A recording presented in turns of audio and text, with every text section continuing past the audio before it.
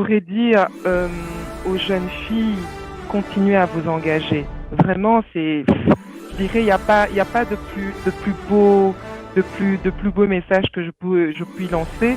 Continuez à vous engager, continuez à vous indigner là où vous vous trouvez, continuez à dénoncer, continuons à faire des bilans parce que le mois de mars, la journée internationale des droits des femmes, c'est une journée où nous faisons le bilan de nos revendications, le bilan de ce que nous avons fait jusque-là. En tout cas, nous, au sein d'AFED, le bilan, c'est que nous sommes très, très contents.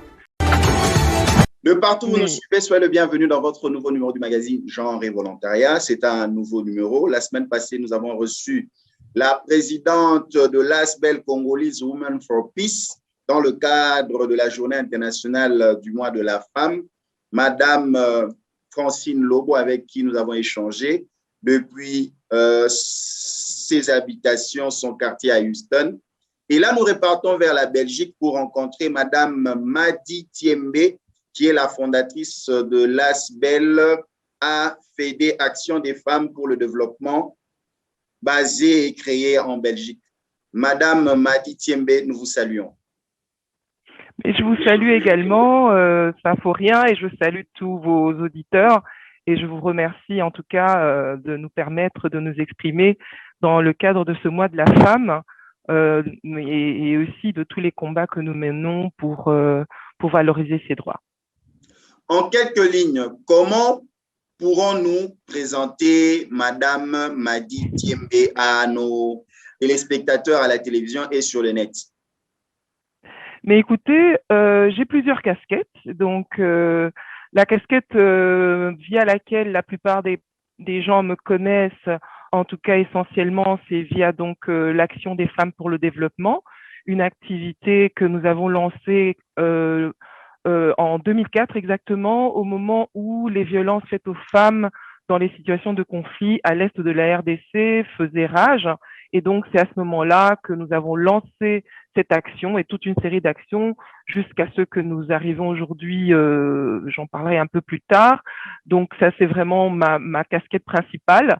La seconde, c'est que je suis donc employée dans une administration ici, donc en Belgique où j'habite déjà depuis près d'une trentaine d'années. La troisième casquette, c'est que je suis maman de 2 adolescents de 17 et 18 ans. Et puis ensuite, je suis juste femme, la sœur de quelqu'un, l'amie de quelqu'un, et voilà quoi, tout simplement. Vraiment un grand merci, c'est un grand honneur pour vous de vous recevoir dans ce programme Genre et Volontariat via le webinaire. Par rapport à la thématique de l'année leadership féminin, on a remarqué avec la COVID-19, les ressources devenaient de plus en plus rares. Les gens s'accrochaient à leur travail, les gens s'accrochent maintenant à leurs biceps. La femme, malgré les nombreuses casquettes qu'elle a, mère au foyer, femme, maman, sœur, employée, elle n'est pas rétribuée à sa juste valeur. Selon vous, pensez-vous réellement qu'il existe certaines inégalités entre l'homme et la femme dans cette période de la COVID-19? Mais écoutez, j'ai coutume de dire en tout cas que les inégalités sont exacerbées en période notamment de crise économique, de crise sanitaire que nous traversons, et en période aussi de conflit. On le voit pendant les guerres, c'est pourquoi nous nous étions levés et nous mettre en action pour les femmes, en tout cas de l'Est de la RDC, c'est que ces inégalités sont exacerbées lorsqu'il y a une crise en fait. Et donc avec cette crise de la COVID-19, ce que nous avons constaté, parce que nous accompagnons dans l'Est de la RDC, plus précisément au Nord Kivu, à Goma, nous accompagnons donc des mamans, 35 familles exactement. Nous les aidons en tout cas dans la scolarité de leurs enfants, filles et garçons. Des enfants essentiellement qui sont nés des suites du viol, des enfants qui ont quitté les groupes armés, des enfants qui tout simplement sont des victimes de la situation malheureuse que nous connaissons à l'est de la RDC. Donc, ces inégalités sont exacerbées. On le constate. Pourquoi? Parce que déjà, de un, avec la COVID-19, nos enfants qui sont dans un milieu qui est rural, il faut le dire, donc dans ce milieu rural, ils n'ont pas accès comme les autres, que ce soit les filles ou les garçons, ils n'ont pas accès à la technologie. Donc, cette espèce de fracture numérique qui s'est installée fait que nos enfants donc, sont impactés doublement par la COVID-19, encore plus pour les filles, parce que nous essayons tant bien que mal de les maintenir à l'école, parce que vous savez que dans certains milieux donc ruraux dans lesquels nous nous trouvons et que nous travaillons dans notre pays, eh ben, ce milieu rural, on doit lutter au quotidien face au mariage précoce, face aussi au fait que il y a beaucoup de jeunes filles à partir de 16, 17 ans, même déjà à partir de 15 ans, on les promet en fait via des mariages coutumiers à des hommes. Et donc, dans cette période de Covid-19, il nous est très difficile en tout cas de les maintenir à l'école. Et ça a été très difficile en plus parce que nous avons connu des périodes où l'école s'est arrêtée. Donc, rappelez-vous, l'année dernière, on a connu les situations où il y avait l'état d'urgence, donc décrété par le chef de l'État. Donc, nos enfants ne sont pas allés à l'école.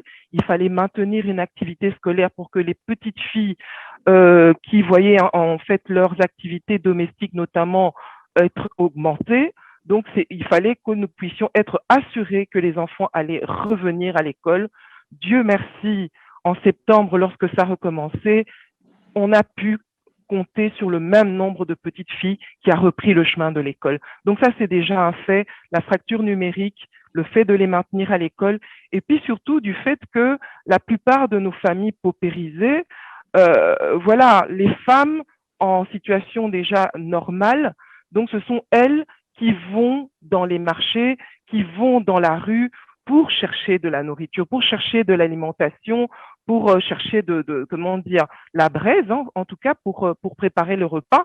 Donc, cette situation d'état d'urgence, et même après, lorsque les enfants ont vu l'école s'arrêter entre le 18 décembre dernier et recommencer maintenant le 22 février, c'est que les familles, la charge en tout cas de la famille, pesait encore plus sur le dos des femmes.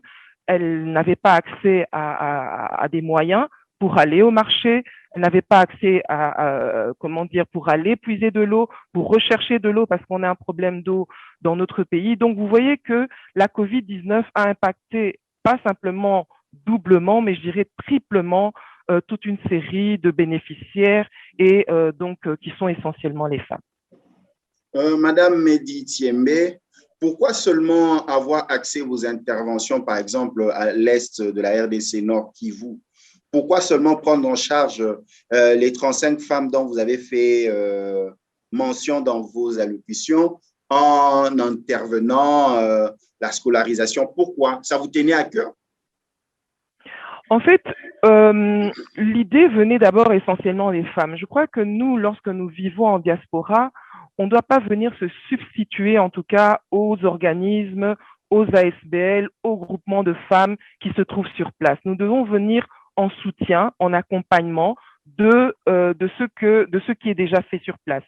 Donc, cette action, comme je vous ai dit, ça a commencé en 2004. Il y a eu toute une série d'activités dont je vous ferai fi du cadastre ce soir. Mais il s'est fait qu'en 2013, la ville de Goma avait été occupée par les rebelles du M23. Comme tout le monde, nous avions été vraiment touchés, nous avons été saisis. Nous avons été aussi en même temps vraiment choqués de voir que le chef-lieu de la province, en tout cas de la province donc du Nord Kivu, avait été occupé de cette manière-là par les rebelles du M23. Il s'en est suivi que beaucoup de personnes ont fait suivre, beaucoup de gens ont dit que voilà, on devait aider le pays, aider vraiment à le libérer, à accompagner, etc. Il y a eu beaucoup d'écueils. Mais sur le terrain, il y avait peu, en tout cas, d'initiatives qui venaient de Congolais, notamment de la diaspora.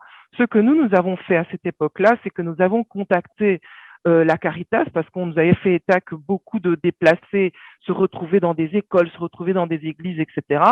Donc, la Caritas, qui était un peu le point focal de toute l'activité, comment dire, humanitaire qui se déroulait là, parce que les humanitaires d'origine étrangère, etc., avaient tous fui le pays, il faut dire ce qu'il en est.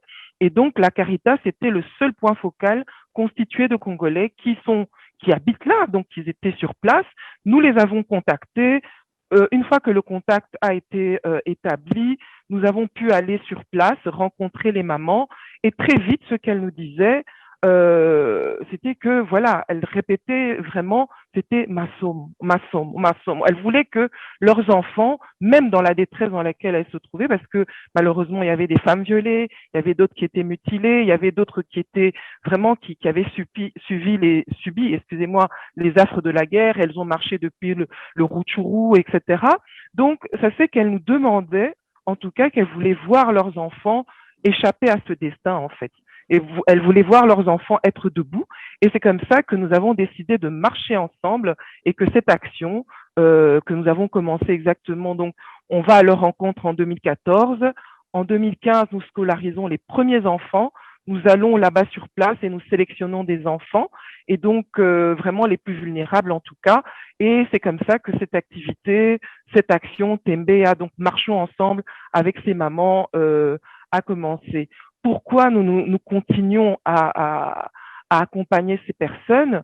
C'est parce que je crois que il faudrait pas que nous fassions comme toutes les ONG ou toutes les ASBL. C'est pas que la critique est facile ou aisée, mais il faudrait que nous puissions ancrer notre action dans la durée. On est habitué à ce que on fasse des petites actions où on prend de la farine, où on prend du maïs, on vient, on dépose à des gens et puis ensuite on s'en va et on veut pas trop savoir qu'est-ce qui se passe après. Nous, ça nous tenait à cœur de vraiment ancrer notre action dans la durée et puis surtout accompagner un enfant du début jusqu'à la fin de sa scolarité et de voir exactement surtout que ces enfants, voilà, on ne peut pas dire qu'on doit absolument aider les gens de son terroir, on doit absolument aider les gens de son enclos, de son village ou de son voisinage. Je crois qu'on doit pouvoir avoir cet esprit républicain.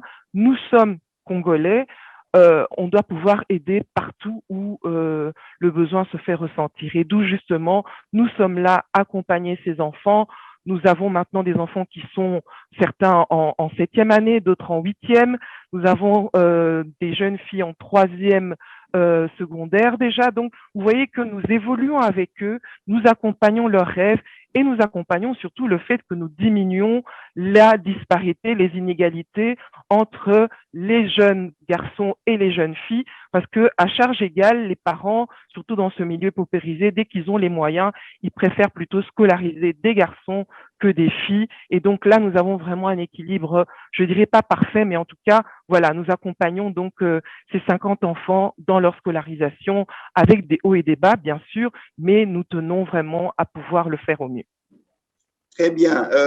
Vous avez relevé que vous ne vouliez pas vous substituer aux ASBL existants déjà ici, mais comment, par quel canal passiez-vous pour pouvoir aider? Par quel canal utilisez-vous pour pouvoir récolter les fonds? Parce qu'un projet sans financement reste une idée. Hein. L'idée, justement, était de pouvoir soutenir les femmes et les enfants de la RDC. Au départ, nous sommes une association qui luttons contre le viol utilisé comme arme de guerre à l'est de la RDC dans les situations de conflit. Et donc, dans les situations de conflit telles que je vous l'ai décrit, la situation que nous avons constatée en 2013 lorsque la ville a été occupée, c'est que, voilà, on ne pouvait pas être indifférent déjà, de un. Et puis ensuite, comme je vous ai dit, nous sommes allés à la rencontre de la Caritas, qui était donc l'association, c'est une ONG, donc une ONG de droit congolais, qui se trouve sur place. Nous avons collaboré avec eux et la Caritas nous a orientés vers la VSD, qui est une association constituée de bénévoles congolais, donc des jeunes bénévoles congolais, qui sont donc notre pendant avec qui nous collaborons sur place pour pouvoir accompagner donc nos enfants dans la scolarité, aller à la rencontre des directeurs, parce que le suivi se fait aussi à ce niveau-là. Nous ne faisons pas que scolariser, nous accompagnons vraiment, que ce soit les directeurs d'école, les enseignants, nous allons à leur rencontre et nous pouvons voir avec eux comment évolue l'enfant, qu'est-ce que nous devons mettre en place. Comme maintenant, comme je vous ai dit, l'école a recommencé depuis le 22 février. Nous avons eu malheureusement l'année dernière avec l'arrêt des apprentissages.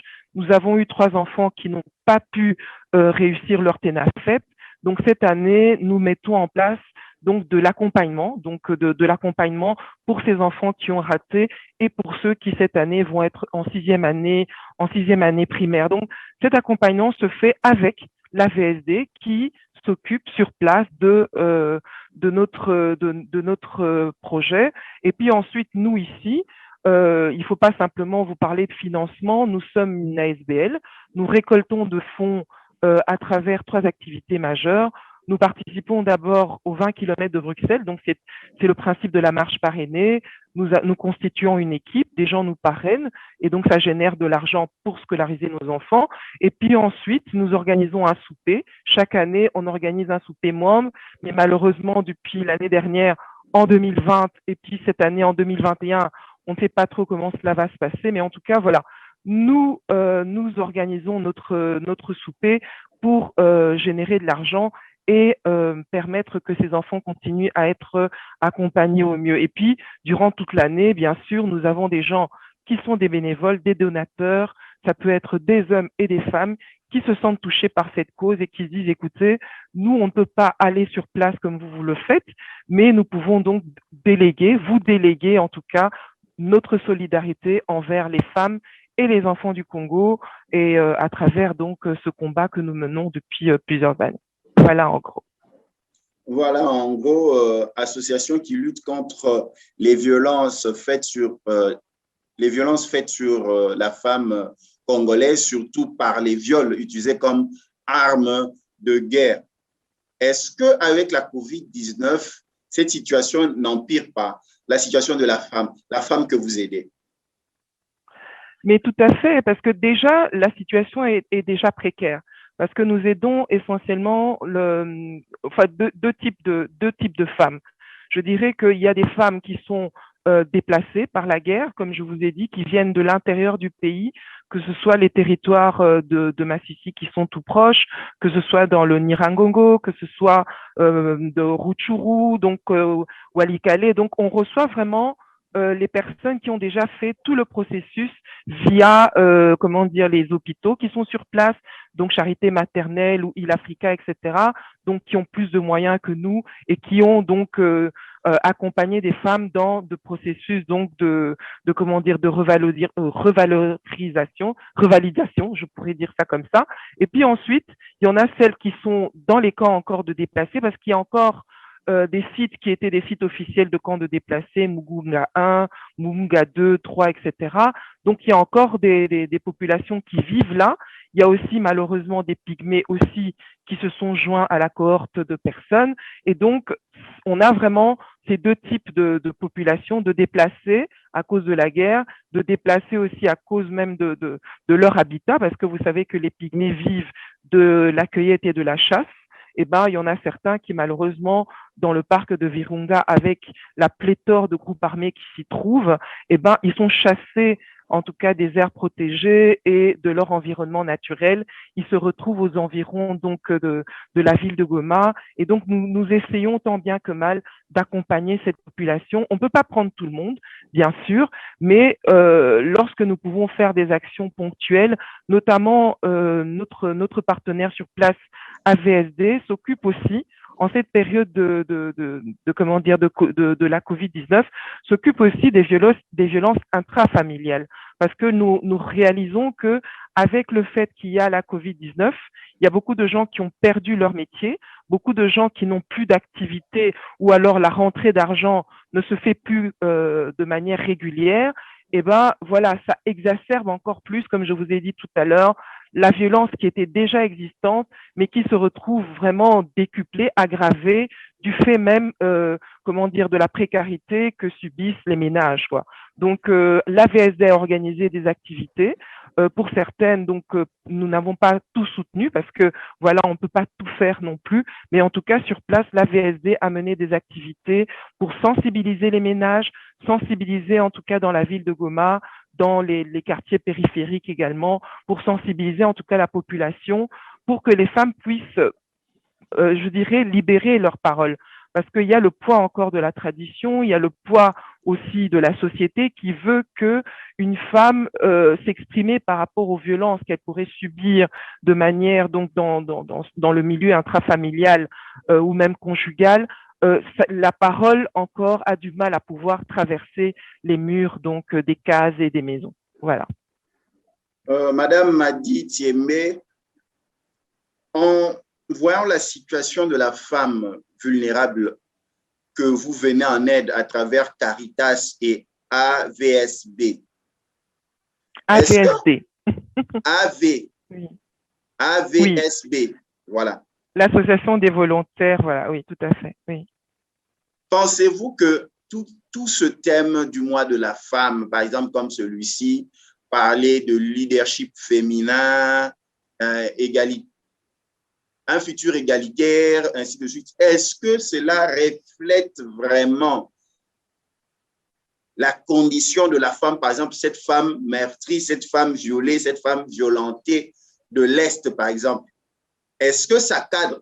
Comment s'approprier des thématiques qui cadrent avec la vision du travail que vous faites? Parce que je pense que la femme, dans cette situation de violence extrême, elle a d'autres objectifs qui est, par exemple, de sortir de ce cycle infernal de la violence qu'elle subit. Mais vous savez, le premier leadership que ces mamans ont, et vraiment vraiment, ça me laisse toujours sans voix quand je vais à leur rencontre, c'est que ces femmes sont déjà des leaders du fait qu'elles sont des survivantes.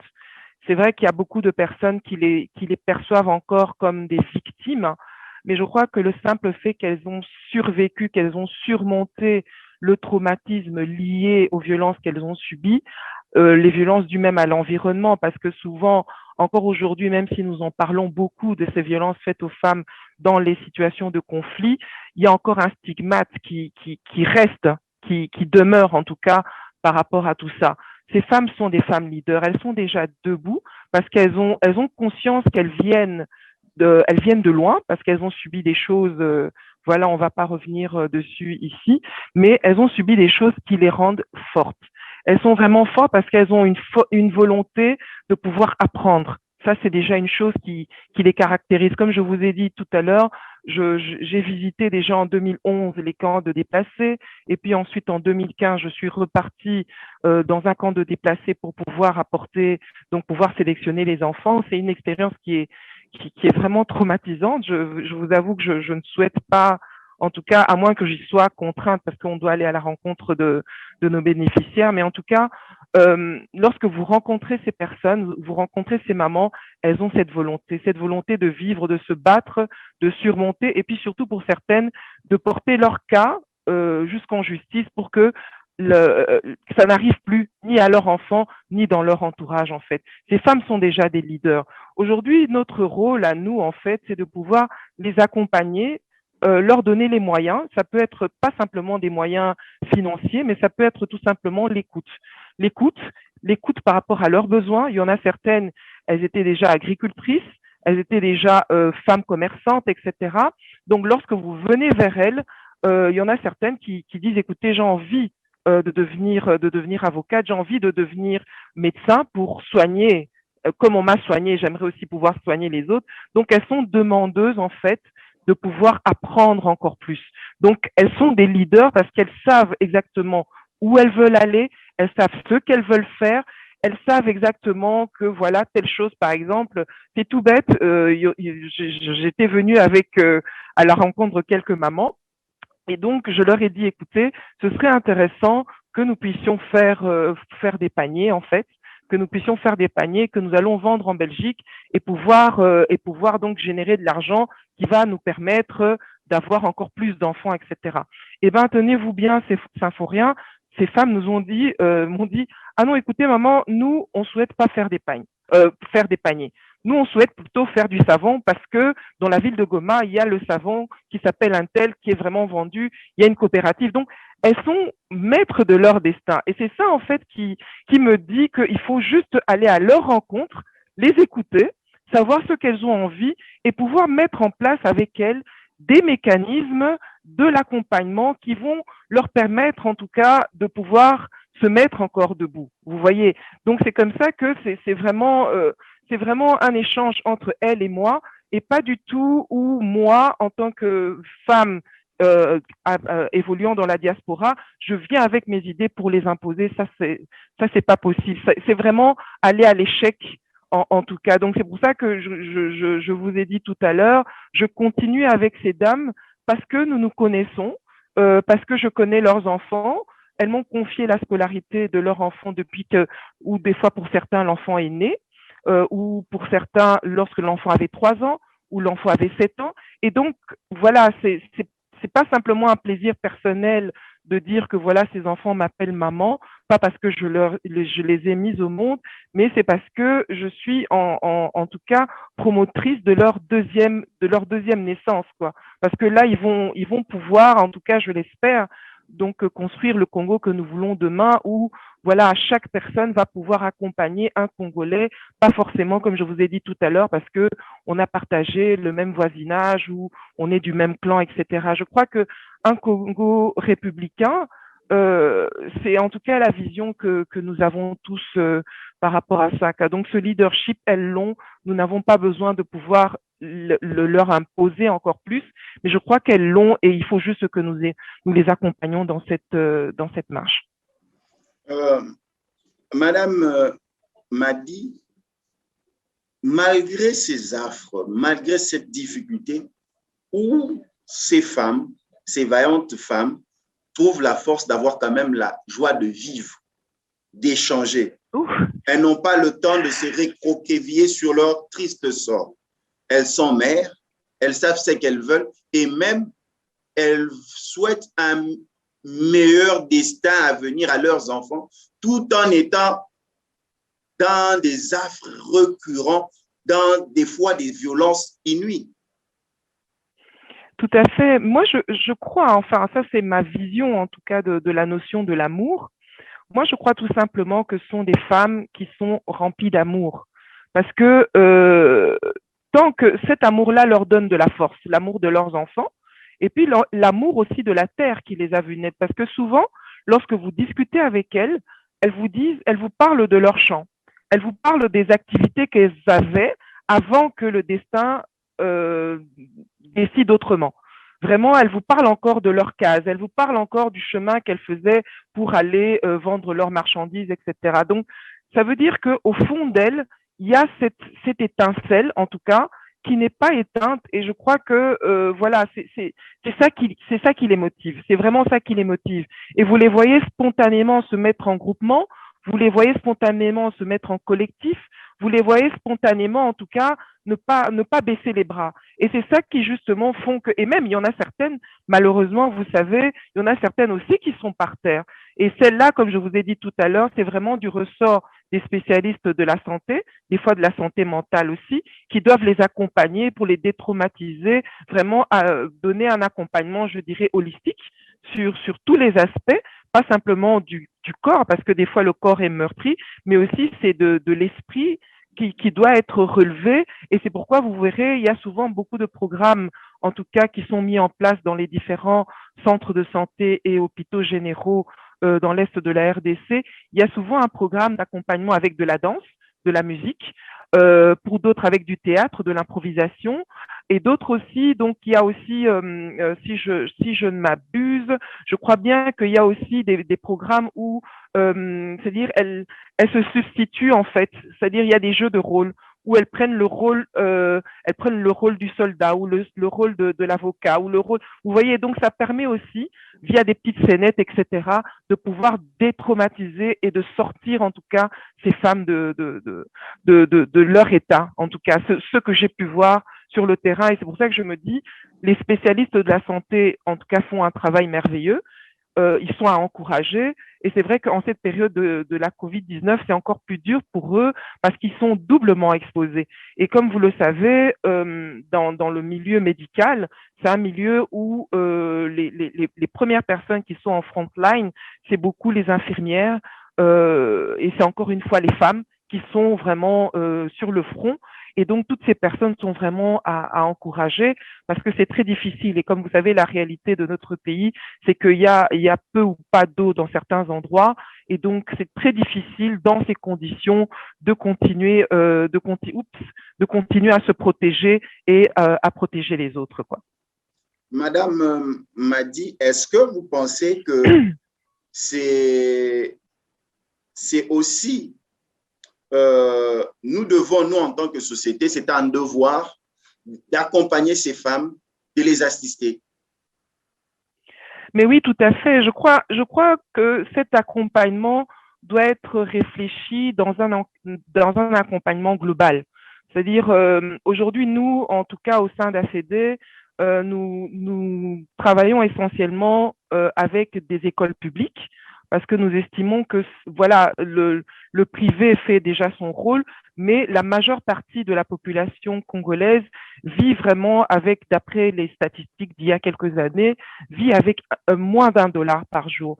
Ça veut dire que ces personnes fréquentent en tout cas des établissements ou même toute une série de services d'institutions publiques où je crois que c'est le rôle de l'État congolais, en tout cas, de pouvoir accompagner au mieux et de mettre de l'argent, de mettre les moyens et de mettre les formations, en tout cas, pour que voilà, toutes ces personnes puissent être revalorisées, être accompagnées au mieux, parce que je crois que voilà, nous en tant que privé, nous commençons, mais je crois que c'est vraiment la puissance d'un État qui peut permettre en tout cas une espèce de revalorisation de tous ces agents, de toutes ces compétences en tout cas que nous rencontrons sur le terrain. Le foie, la femme de la diaspora qui s'inquiète pour certains besoins, s'accomplir. Deux fois, la femme qui est à Kinshasa, dans des grandes villes de la RDC. Deux fois, lorsque vous êtes en face des femmes braves, survivantes de ces affres, vous vous dites quelquefois que vous en demandez deux fois beaucoup. Peut-être la vie est faite des petites choses et que deux fois nous passons à côté de ce que nous devons faire pour les autres. Votre question est très difficile parce que moi, je reste, en tout cas, un des leitmotifs d'AFED, c'est que nous n'allons jamais demander à quelqu'un quelque chose que nous savons pertinemment bien qu'il va jamais nous donner, en fait. Donc, je crois qu'il ne faut pas demander à la femme urbaine ou à la femme rurale d'avoir les mêmes besoins, les mêmes attentes et les mêmes rêves. C'est pas possible. Nous sommes plus de 80 millions d'individus, 80 millions d'individualités également, 80 millions de réalités aussi quotidiennes. La réalité de la personne qui se trouve, comme je vous ai dit tout à l'heure, à Kinshasa, que celui qui se trouve à Mbujimayi ou à Mbandaka, leur réalité n'est pas la même. Et donc, les aspirations aussi sont totalement différentes parce que je crois que la femme, elle n'est pas qu'une, elle est diverse. C'est pourquoi lorsque la plupart des gens, je vois fleurir des messages bonne fête des femmes ou bien, je ne sais pas moi, journée de la femme, etc., les gens oublient que cette femme, c'est plutôt ces femmes, c'est la journée des femmes, c'est les droits des femmes. C'est pas le droit d'une seule femme à pouvoir avoir un salaire égal ou à avoir droit de voter ou etc. C'est vraiment les droits de toutes les femmes et c'est vraiment, ça peut être la femme amérindienne, la femme congolaise, la femme ivoirienne, la femme sénégalaise, etc. Donc il y a énormément de femmes. Donc c'est vrai que les femmes urbaines peuvent accompagner et peuvent apporter un soutien que l'autre n'a pas, mais je crois que c'est aussi le rôle des femmes leaders. Moi, je crois tout simplement que les femmes leaders, lorsqu'elles sont, je dirais, elles ont dépassé le plafond de verre, elles doivent pouvoir regarder derrière elles et tendre la main à celles qui ne sont pas encore arrivées. Donc, leur tendre la main et les sortir de là. Comme je vous ai dit, nous, avec notre action CTMBA, donc marchons ensemble, nous continuons à marcher avec les mamans. Je crois que les femmes leaders, qu'elles soient femmes parlementaires, femmes sénatrices ou etc., là où elles se trouvent, elles doivent pouvoir regarder en arrière et tendre la main à toutes ces femmes qui aspirent vraiment à toute une série de droits et d'avancées en tout cas. Donc, comme je vous ai dit tout à l'heure, rien que l'égalité salariale, par exemple, ce serait déjà une avancée, ce serait magnifique. Ça permettrait justement de diminuer cette discrimination que nous avons pas simplement en RDC, mais dans le monde entier, ça c'est sûr. Ouvrons une parenthèse concernant les mariages précoces. Hein. Comment mettre fin à ces phénomènes dans les milieux pauvres lorsque, pour certains parents, marier leurs enfants jeunes est une source, voulais-je dire, de revenus? Mais écoutez, c'est ça le défi en fait. Comme je vous ai dit, le défi, c'est déjà, en tout cas à notre humble avis, l'école, c'est vraiment le lieu par excellence où nous pouvons lutter contre l'analphabétisme, lutter contre les mariages précoces, lutter contre les discriminations, lutter contre justement toutes ces freins qui font qu'il y a une espèce de distorsion entre les petites filles et les petits garçons. Et puis la première cellule où on peut pouvoir commencer la lutte, en tout cas, c'est la cellule familiale. Il n'y a pas de secret.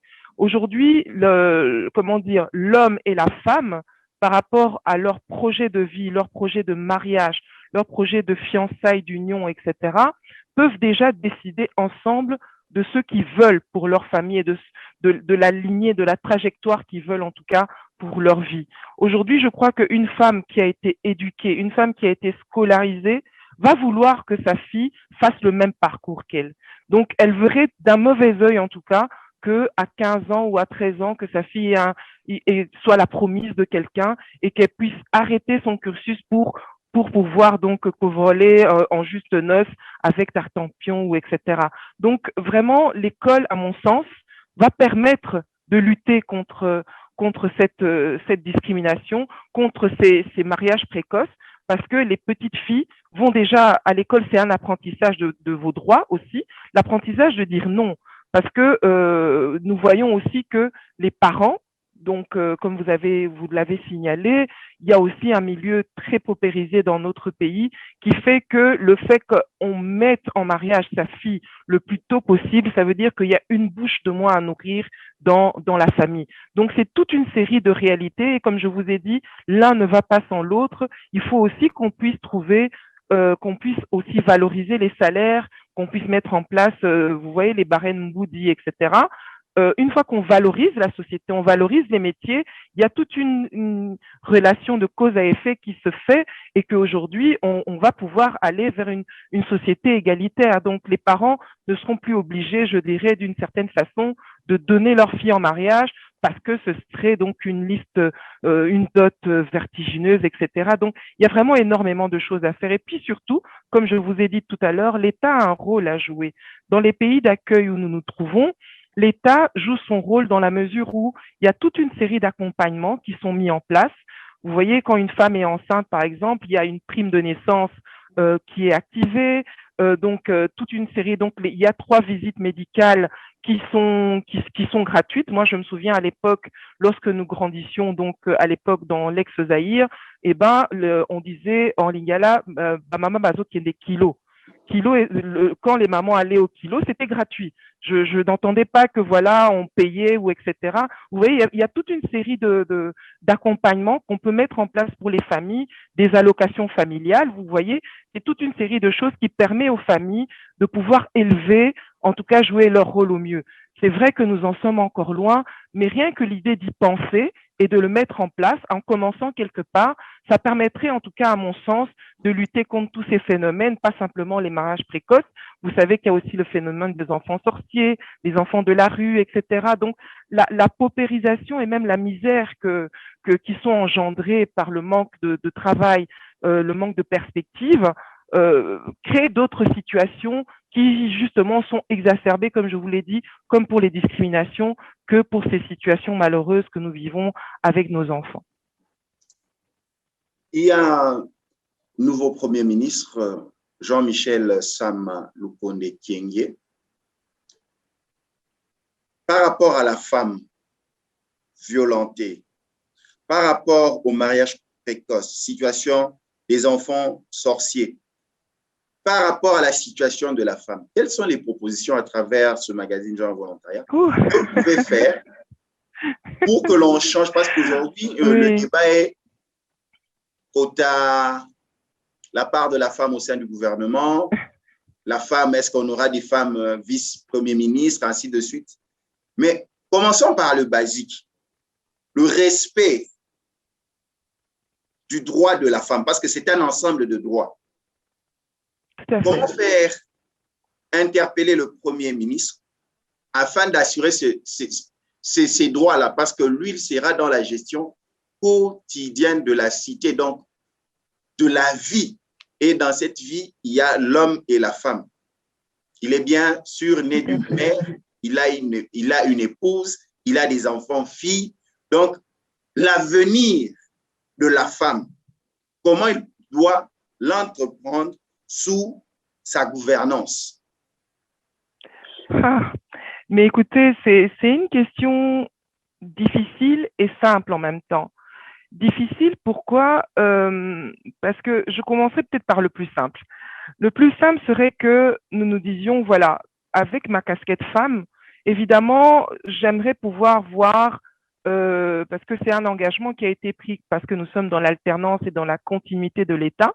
Donc, il y a des décisions qui ont été prises avec les régimes précédents où la place de la femme a été assurée, où on a accepté qu'il y ait un quota de 30% de femmes, en tout cas dans l'exécutif, et aussi dans certains partis politiques. Donc, il y avait une volonté de voir que les femmes puissent occuper non simplement des places éligibles, mais des places dans l'exécutif.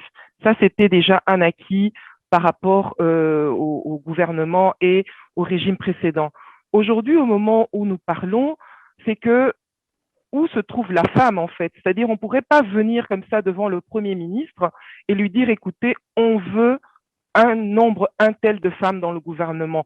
On veut un nombre... Non, je veux dire, ça doit être le résultat d'une réflexion qui a été menée durant peut-être 1 an, ou peut-être 6 mois, ou peut-être 3 mois, avec les grandes plateformes des ONG et des groupements et des collectifs de femmes, qui viendraient avec, sur la table du Premier ministre qui vient d'être désigné, qui viendraient avec des propositions, des recommandations claires, chiffrées aussi, parce que il faut aussi savoir, nous avons quand même en RDC un budget de 7 milliards qui a été voté. Donc, avec un budget de 7 milliards, il y a toute une série de politiques qui ne vont pas pouvoir être mises en œuvre. Elles vont peut-être être abordées, peut-être être discutées, mais la mise en œuvre, en tout cas, prendra du temps. Donc, voilà. Rien que la gratuité de l'enseignement, par exemple, c'est une mesure qui va nous coûter près de 2 milliards de dollars. Donc, c'est un peu difficile dans les conditions actuelles de notre économie de commencer à rêver et à souhaiter beaucoup de choses. Le rêve, on peut le faire, comme je vous ai dit, et même ce rêve, on peut le matérialiser si justement il y a toute une série de réflexions qui a été faite avant et les mettre sur la table du Premier ministre en se disant que voilà, on ne va pas simplement regarder la question des femmes ou la question des hommes, mais c'est surtout de voir quel équilibre de genre il peut y avoir dans les politiques qui seront menées par le nouveau gouvernement, par exemple. Donc ça, c'est déjà une chose, donc une réflexion, je dirais facile, mais bon, c'est toujours entre parenthèses. Ça, c'est déjà une chose. Et puis, la chose la plus compliquée, je dirais, c'est de pouvoir se dire, OK, nous sommes d'accord sur quoi? Parce que ces hommes et ces femmes qui vont constituer le gouvernement, la volonté que nous voulons que les femmes puissent être représentées, pas simplement là, mais c'est-à-dire dans tous les aspects décisionnels de la vie, que ce soit, comme je vous ai dit tout à l'heure, la première cellule famille, c'est la famille, et puis ensuite dans nos métiers, que ce soit, etc. Donc, on veut pouvoir avoir un équilibre dans la prise de décision, mais aujourd'hui, on se rend compte, même déjà quand je vois toutes les réflexions politiques qui sont autour, que ce soit à l'époque, donc il y a eu les accords de la Saint-Sylvestre. J'avais l'impression que Madame F. Bazaïba était un peu toute seule sur sa planète. Et puis ensuite, lorsqu'il y a eu toute une série d'activités, même pendant les élections, il y avait toute une visibilité qui était faite surtout sur les candidats hommes. Lorsque nous voyons sur les plateaux de télévision aujourd'hui, lorsqu'il s'agit de parler de la politique ou parler en tout cas de l'avenir ou même des débats de société liés à la politique, on se rend compte que sur les plateaux de télévision, il n'y a que des hommes, à la radio pareil. C'est vrai que je salue Madame Odia, qui est une journaliste de la place, qui a lancé une émission qui s'adresse aux femmes politiques congolaises. mais ce sont des initiatives qui restent encore marginales. Donc, ça veut dire qu'aujourd'hui, M. Samalou Condé a un travail, on dirait que l'époque de Madame Sophie Kanza, l'époque de Madame Nzuzi Ambombo, etc. Donc, on dirait que cette époque a été figée dans le marbre et que nous avons des représentations un peu, je dirais, oui, pour couper des rubans, en fait, mais vraiment les vraies préoccupations des femmes congolaises, que ce soit la femme urbaine, que ce soit la femme rurale ou périurbaine, leurs préoccupations ne sont pas prises en compte. Aujourd'hui, on réduit en tout cas nos volontés à porter un pagne, à nous souhaiter une bonne fête des femmes ou à nous envoyer de temps en temps des espèces de messages où oui, il y a aussi la violence faite aux hommes, ou etc. Vous voyez qu'il y a une banalisation, une généralisation, je dirais, abusive de nos droits, alors que nous voulons une représentativité égale, en tout cas, par rapport à tout cela. Donc, vous voyez, c'est pour ça que je vous ai dit que la réponse est facile et difficile en même temps, parce que cette réflexion doit être continuelle. Aujourd'hui, nous sommes au mois de mars, mais le mois de mars dernier, quelles sont les revendications qui étaient mises sur la table par les grosses ONG de la place, les groupements, les collectifs, pour qu'aujourd'hui nous disions, voilà, Monsieur Samalou Condé, un an après, nous voulons ceci parce que nous n'avons pas obtenu telles avancées. Nous n'avons pas obtenu, par exemple, comme je vous martèle depuis le début de l'émission, la revalorisation des salaires, par exemple, ou tout simplement lorsqu'on doit postuler, parce qu'il faut dire ce qu'il en est. Lorsque les marchés sont ouverts, est-ce que les femmes ont accès? Est-ce qu'elles ont accès, aux offres d'emploi? Parce qu'il faut aussi le dire, il y a la fracture numérique. Donc, vous voyez qu'il y a toute une série de choses. La tâche ne sera pas facile pour M. Samalou Condé parce que toutes les décisions qu'il va prendre de toute façon, qui désignent des hommes ou des femmes, je crois que ce sera sujet à beaucoup les Romains vont s'empoigner en tout cas. Donc, je lui souhaite vraiment bonne chance, mais il est vrai que nous aurions souhaité que les groupes de femmes soient plus représentés et plus écoutés au lieu d'avoir des représentations marginales. Et ça, vraiment, ça déforce en tout cas le combat. C'est mon humble avis. Madame Madi Tiembe, c'est déjà la fin de nos échanges. Nous allons encore nous rencontrer pour d'autres échanges. Un tout petit dernier mot pour mettre un terme à ce numéro de genre et volontariat de ce soir. Ce que je pourrais dire aux jeunes filles, continuez à vous engager. Vraiment, je dirais, il n'y a pas de plus beau message que je puis lancer. Continuez à vous engager, continuez à vous indigner là où vous vous trouvez, continuez à dénoncer si vous le pouvez. Si vous ne le pouvez pas, voyez ou une association ou un avocat ou en tout cas un juriste de la place pour accompagner votre revendication. Continuons à faire des bilans parce que le mois de mars, la journée internationale des droits des femmes, c'est une journée où nous faisons le bilan de nos revendications, le bilan de ce que nous avons fait jusque-là. En tout cas, nous, au sein d'AFED, le bilan, c'est que nous sommes très, très contents parce que avec la crise de la COVID-19, nous n'avons perdu aucun bénéficiaire, nous n'avons perdu aucun soutien parce que les gens continuent à nous aider et je crois qu'on doit continuer donc à rêver. Moi, je crois que c'est le message que je donnerais aux femmes, aux jeunes filles, aux petites filles, à toutes les personnes qui vous écoutent. Continuez à rêver, continuez à vous indigner et puis surtout ne vous taisez pas. C'est ça qui est le plus important. Continuez à vraiment à porter la parole. Je crois que la parole va un jour en tout cas pouvoir briser le plafond de verre qui est au-dessus de nos têtes. Voilà. Un grand merci, Madame Madi Tiembe. C'est moi qui vous remercie et vraiment à la prochaine. Nous avons reçu pour vous Madame Madi Tiembe. Elle est la fondatrice de l'ASBEL, Action des femmes pour le développement créée en Belgique. Nous avons échangé sur le thème comment réduire les inégalités hommes et femmes dans cette période de la COVID-19. Elle s'est focalisée surtout sur la femme vulnérables qu'elles assistent grâce à des structures humanitaires Caritas et APSB. Elle nous a fait comprendre que la femme congolaise doit être mise en place et sa voix doit compter. Un grand merci de nous avoir suivis ce soir.